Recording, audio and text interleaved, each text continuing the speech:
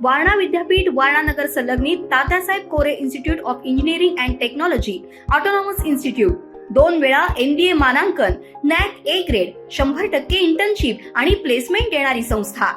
प्रथम आणि द्वितीय वर्ष बीटेक करता TCS sponsored computer science and business system, cyber security, electrical, civil, mechanical, electronics and telecommunication, chemical आणि कम्प्युटर सायन्स अँड इंजिनिअरिंग, तसंच MTech करता structural engineering, CSE, construction management, mechanical design, chemical ENTC, त्याचबरोबर LLB, BA LLB, BBA LLB, BCA, BBA, MCA, MBA शाखांसाठी प्रवेश सुरू।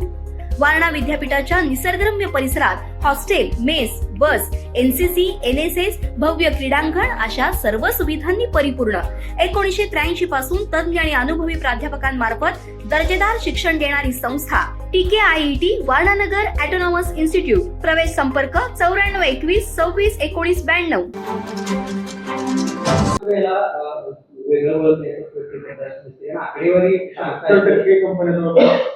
असं आहे, मी हा वेगळा विषय आपण तो नंतर कधीतरी घेऊ, इथे कोल्हापूरला येईन व्याख्यान वगैरे द्यायला।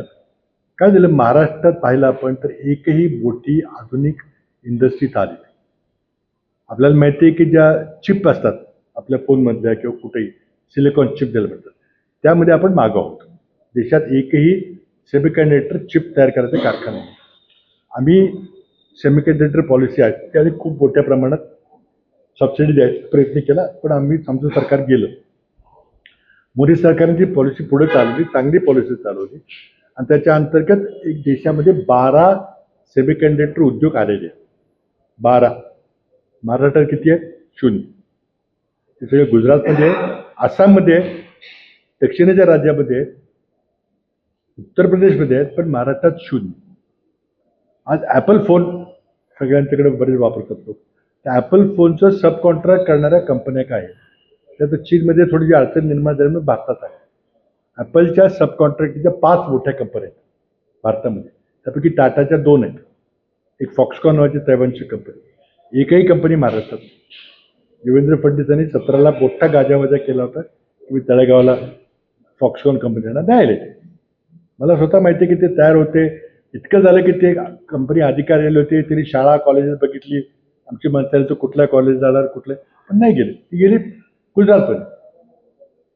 जेव्हा मी उद्योगपतीने विचारतो तर कारण काय सांगतात की इतर राज्यामध्ये सिंगल विंडो पद्धत आहे, एकदम कामं। म्हणजे महाराष्ट्रात तुमच्या 3 विंडो आहेत, आम्हाला 3 दारं पुजावी लागतात तेव्हा आमचे काम होतं।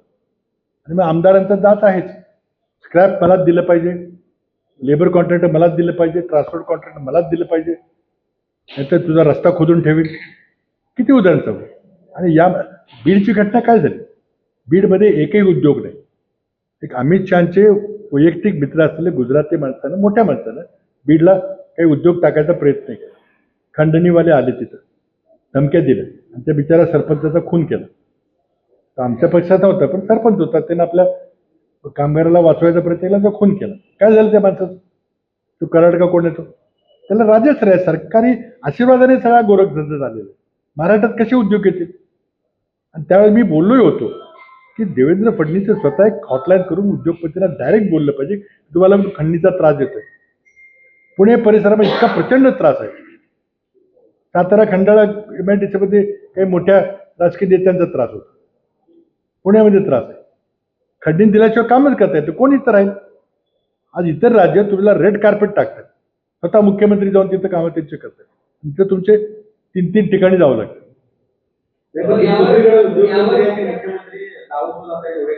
अरे डावसला गेले, त्यांनी किती लाख कोटीचे करार केले। त्यातलं एक करार कुणी केला माहिती आहे का? सत्यजित तांबे आमचे आमदार होते ना, त्यांची कंपनी कांदिवलीला आहे, त्या कंपनीच्या वरती 40,000 कोटीचा करार डावसला केला। मुंबईला तुम्हाला करता येत नव्हता। कसली कंपनी, कुठं काम केले, काय झालं? 2 वर्ष झाली डावसला जाऊन, एक तरी उद्योग सुरू झाला का? हे सगळे बोगसगिरी आहे, त्याला काय अर्थ नाही, खोटं आहे सगळं। ताज्या घडामोडी पाहण्यासाठी माझा महाराष्ट्र न्यूजला आजच सबस्क्राईब करा।